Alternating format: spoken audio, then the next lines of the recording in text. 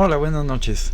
Como habrán ya notado, el canal ya no se llama Francisco No es Pedro Cede Usurpada, ahora se llama Espacio Cedes. La idea es dedicar este canal a dos finalidades principales.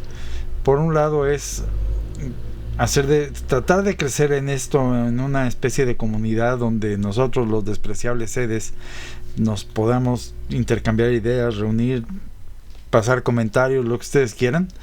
Y por otro lado, ir tratando de avisarle al mundo de que aún con ese falso papa que tienen ahora, que muchos dicen que mira, sí bendice en latín, es muy tradicional, él va a salvar la iglesia, siguen estando fuera de la iglesia, ese señor no lo es. Entonces tratar de rescatar a los que tengan interés en darles los elementos, las razones para que dejen esa falsa vida que creen espiritualmente tener en esa falsa iglesia y abracen la fe verdadera.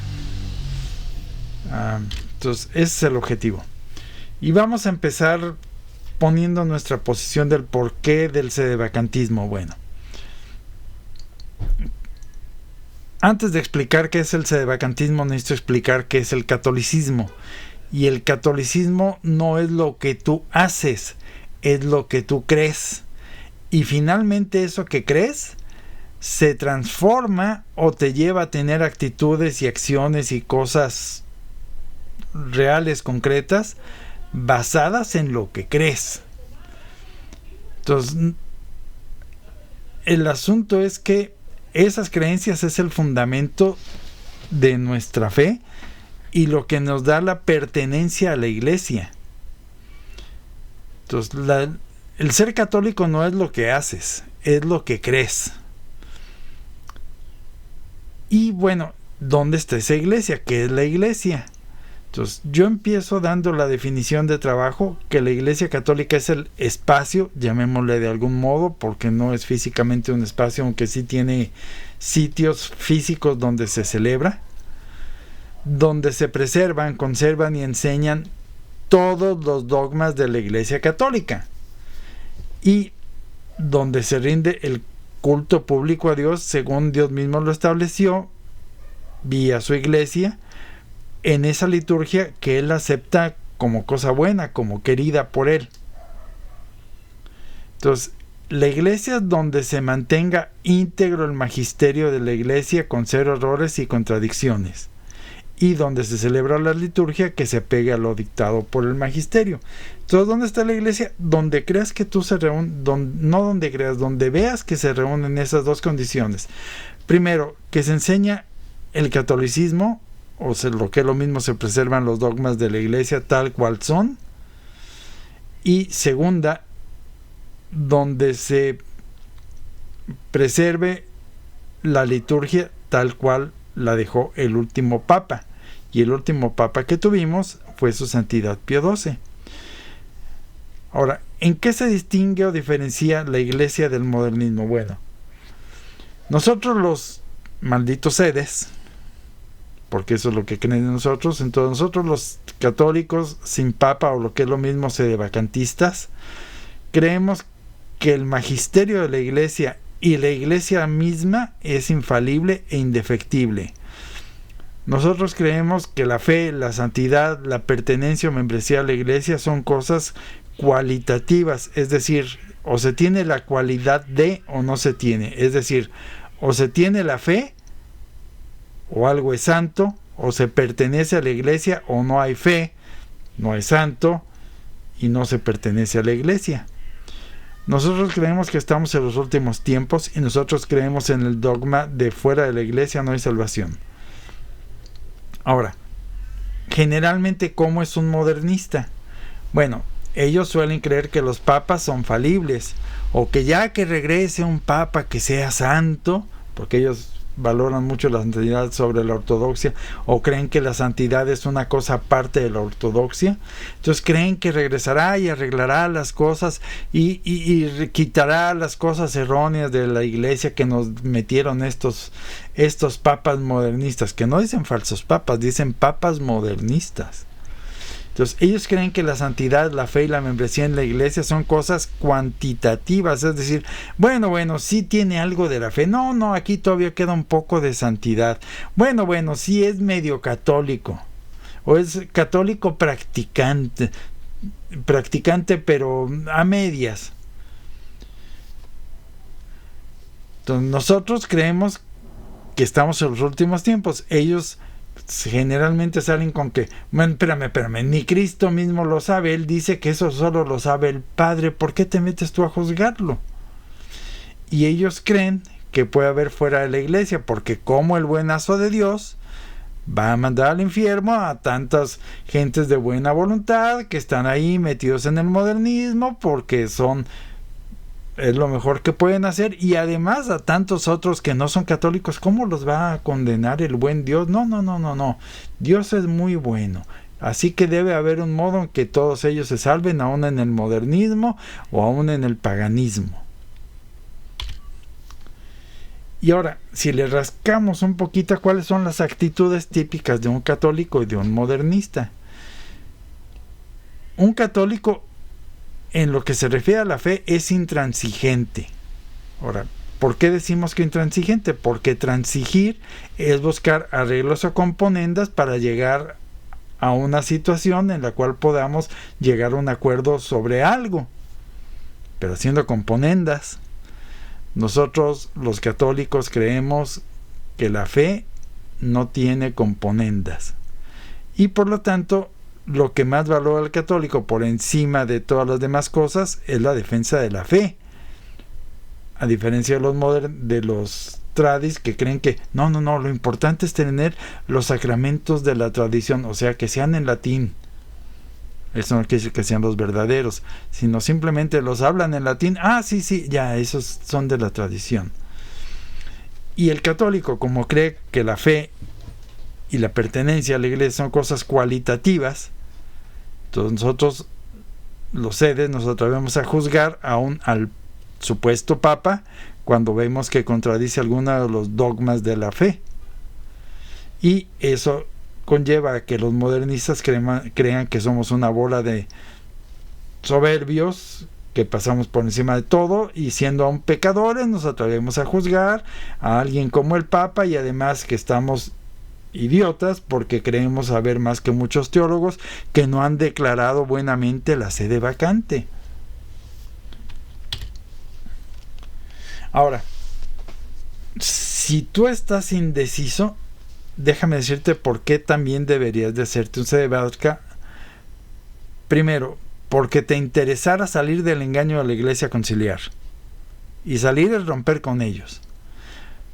Porque tú deseas llegar al fondo de las cosas como actitud de vida. Es decir, quieres llegar hasta las cosas como son, tope donde tope. O lo que es lo mismo, filosofar sobre la última instancia de las cosas. Porque no te preocupa en lo más mínimo lo que los otros en materia religiosa opinen de ti, porque te vas a hacer muchos enemigos o te van a dar por incomprendido si te haces sede vascas. Porque te interesa conocer la religión que conocieron tus abuelos, aunque ya medios chiles la conocieron ellos, pero bueno, por lo menos era más o menos todavía la de la iglesia católica, no la de tus padres, porque tus padres, a como veo las cosas, probablemente eran modernistas, y lo que ellos creyeron que era la iglesia no era la iglesia. Pero llegando a las razones más personales, porque te interesa controlar personalmente el proceso de tu salvación, y tú deseas tomar responsabilidad sobre tu alma, no hacer lo que tus pastores te digan. ¿Por qué? Porque son unos falsos pastores. Entonces, porque te interesa ser católico, no parecer católico, y porque te interesa sobre todo tener una real posibilidad de salvarte. ¿Por qué? Porque en el modernismo no te vas a salvar. Tomando el modernismo como iglesia, no te salvas. Puede ser que algunos se salven a pesar de haber estado en la iglesia modernista, pero eso es otra cosa. Ahora, ¿por qué no deberías de hacerte un sede vacantista? Porque si tú no tienes la firme y real voluntad de llegar al fondo de las cosas, tope donde tope, sobre todo en cosas dogmáticas, morales o litúrgicas, es decir, si te conformas con las apariencias, no te metas para acá. Si para ti tiene más peso lo social, ¿qué va a decir mi familia si yo dejo de asistir a la iglesia? No te vengas para acá.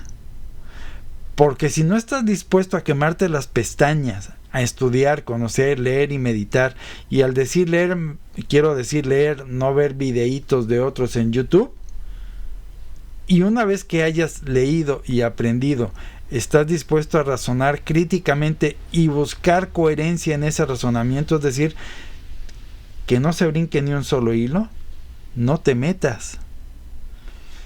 Porque a ti te interesa el hacer, yo quiero rezar rosarios, yo quiero mis devociones, yo quiero ir a misa. No, cosas complicadas de que me metas a meditar y cosas que lleven al fondo del ser, no, entonces no te metas. Si tú piensas que hagas lo que hagas, de todos modos en la iglesia conciliar, de todos modos te vas a salvar, no te metas. ¿Por qué? Porque va a ser peor para ti. Porque si empiezas a conocer un poco de estas cosas y luego a la mitad del camino decides que esto no es para ti porque es demasiado dramático, te va a ir peor. ¿Por qué? Porque si no te salvas, vas a tener un infierno peor. ¿Por qué? Porque rechazaste más verdades que a lo mejor, manteniéndote como conciliar, no sabrías. Entonces tu infierno sería menos peor que si te metes a medias en esto. Entonces, si te metes, tienes que ser para llegar hasta el fondo de la piscina. Si no, no te metas, te va a ir peor, si es que no logras salvarte. Entonces, si estamos hablando que lo principal son nuestras creencias, déjame decirte algunos principios o pensamientos previos a la acción que normalmente deberíamos de tener. Nosotros los católicos creemos que quien quiere las causas, quiere las consecuencias. Y nosotros creemos que no debemos de hacer fines de los que son simplemente medios, no finalidades en sí mismas. Procuramos no confundir lo cualitativo con lo cuantitativo, porque eso nos lleva a errores como creer y pensar que puede haber alguien que tenga una fe a medias. No, o se tiene fe o no se tiene, punto.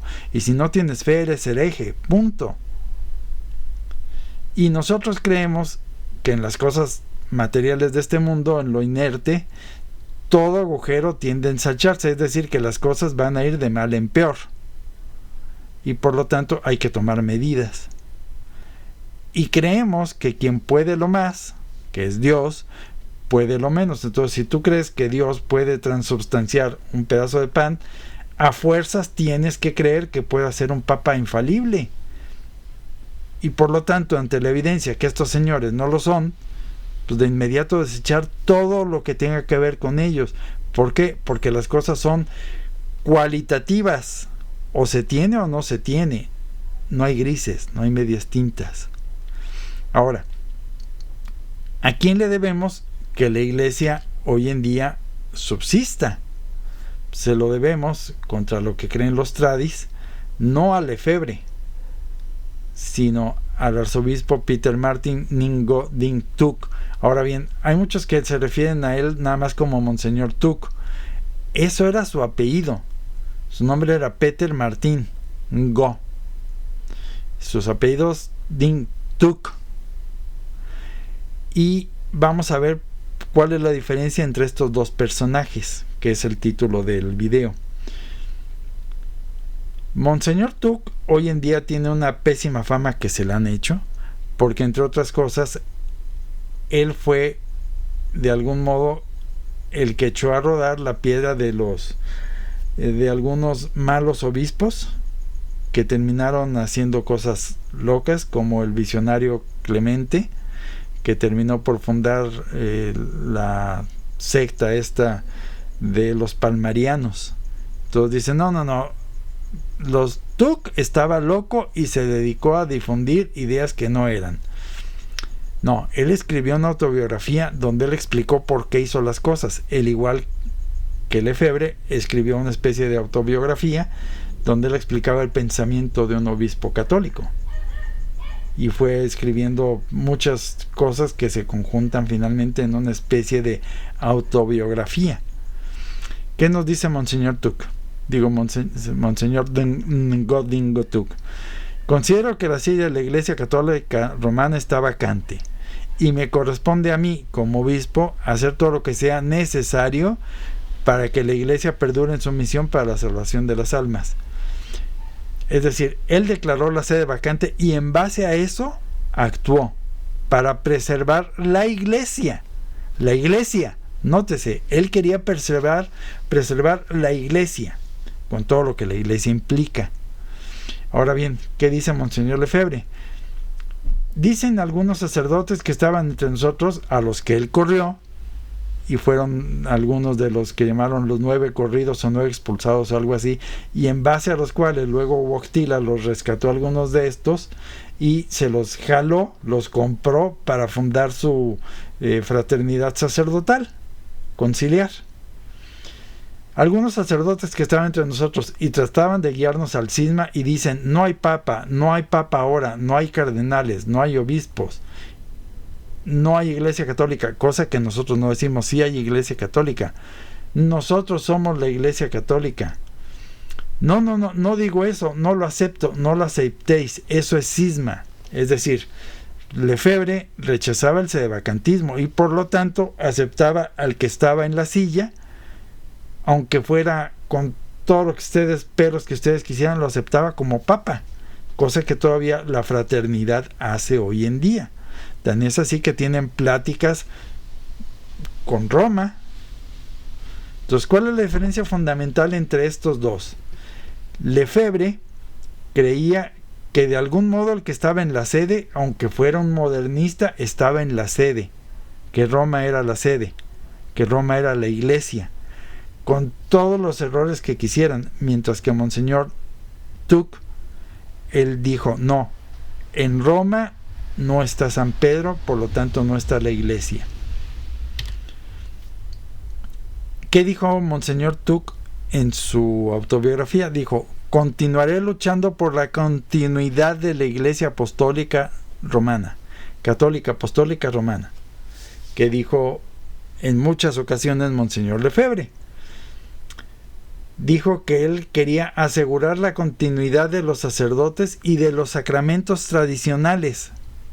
Nótese, él quería asegurar la continuidad, que siguiera habiendo sacerdotes que llevaran a los disque fieles los sacramentos tradicionales, no importa que fuera medio cobijada por la misma Iglesia.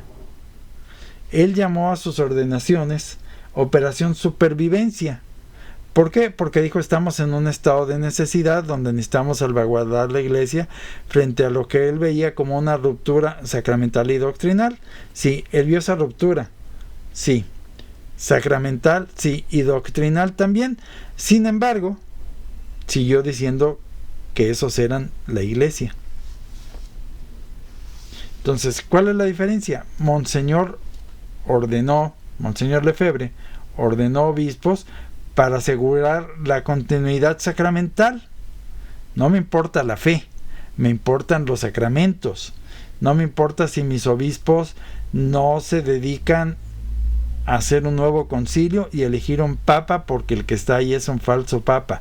No, él quería finalmente ser reconocido por Roma. ¿Y cuál fue la finalidad por la cual Monseñor Tuc ordenó obispos? Porque él quería que esos obispos finalmente hicieran un concilio y nombraran un nuevo papa y con esto restituir a la Iglesia Católica. Entonces, esa es la diferencia fundamental entre estos dos personajes. Monseñor Tuc quería rescatar a la Iglesia Católica restituyéndole lo que en ese momento no tenía, un papa, porque él se sabía obispo de la Iglesia Católica. Y sin embargo, Monseñor Lefebvre y otra bola de gentes como él en la disque tradición no querían hacer una iglesia paralela. Es decir, no, nosotros nunca vamos a elegir un papa, como la Sociedad de Trento. Nosotros no queremos elegir un papa porque no queremos fundar una iglesia paralela. No, señor, no se trata de iglesias paralelas. La iglesia solo es una. Entonces, si tú eres obispo y ves que en la sede no hay un papa, ordena a otro obispo para que luego se ordenen otros obispos y entre todos vuelvan a elegir un papa para esa iglesia, que son ustedes, que no hay. Entonces, este es el fondo del asunto por lo cual todo el movimiento tradi está desvirtuado. ¿Por qué? Porque Lefebvre nunca declaró la sede vacante. Entonces no quería que hubiera un papa en la iglesia, quería que luego se parchara la disque iglesia, remendando con los errores, quitando los disque errores que hicieron estos papas, o sea, remiendos. Por lo tanto, no creía en la infalibilidad del papa y en la infalibilidad de la iglesia. Y además no creía en la indefectibilidad de la iglesia. Porque una iglesia que tiene un error por una sola vez, ya perdió la continuidad. O eres infalible o no lo eres. Entonces, este es el punto de nosotros los sedevacantistas.